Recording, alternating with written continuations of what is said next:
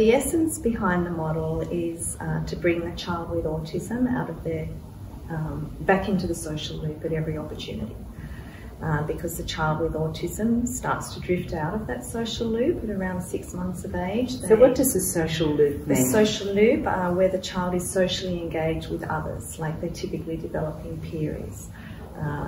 And it's in that context that the typically developing child does most of their learning, by paying attention to other people, to their faces, their voices, their actions, their gestures, and observing and imitating those, either mentally or acting them out, and that's where the bulk of their learning occurs.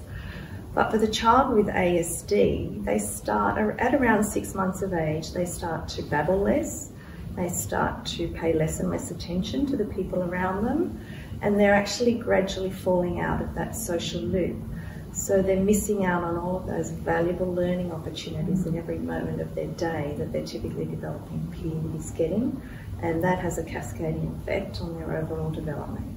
So at the heart of the ESDM is empirical evidence behind the social learning, the learning communication skills, learning imitation skills, learning play skills, cognition, self-help skills, joint attention, crossing all of the developmental domains. But essentially, we are, in whatever we're doing, whether it's reading a book or doing a puzzle or playing outdoors, the focus is to get that lovely alternating attention between the activity and the child's attention to our face and our voice and our actions.